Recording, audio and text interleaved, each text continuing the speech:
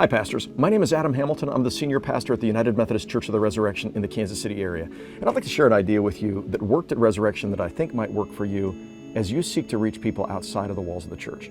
So every year on Christmas Eve Candlelight, we announce a series of sermons that are designed to speak to unchurched people.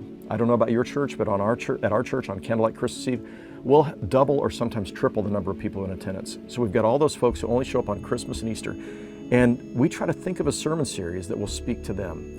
So in December of 2021, we announced a sermon series at Christmas Eve that year called Wrestling with Doubt, Finding Faith.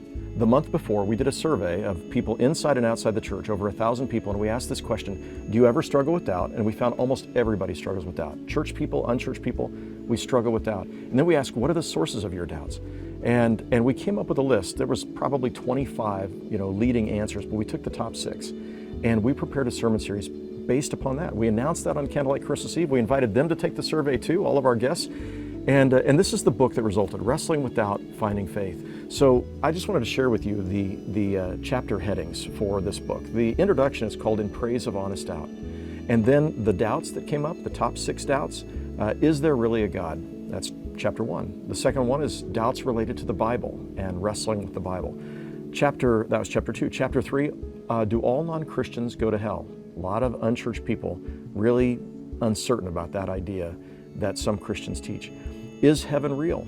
So great question people wanted to know. Is heaven really real? Why do my prayers go unanswered? If there's a God, why do my prayers go unanswered? And then finally, why do the innocent suffer? You could have guessed these questions already, but we had the data from the survey, so we knew what unchurched people and church people were thinking about when it came to doubts. What I'd like to invite you to do is consider using this resource in your church. So here's how it would work. You would, on Christmas Eve Candlelight of this year, announce this sermon series as your own sermon series. You could preach the sermons, you can take the material from the book, create your own sermons. That's what I'd hope you do. Create your own sermons based upon the same themes, and then invite your people to invite their friends into small groups. Maybe it's a Wednesday night dinner where everybody comes together on Wednesday night, eats dinner, has fellowship, and then breaks into small groups of 8 or 10. You can use, we prepared videos here at the Lake of the Ozarks, so you can share those videos, a 10 or 15 minute video starter, and then discussions around the tables, a bit like Alpha if you're familiar with the Alpha course. And throughout that process, inviting people to wrestle with their doubts, to look for answers, and hopefully in the end, to find faith. We're in a time where there's a lot of people who don't go to church anymore.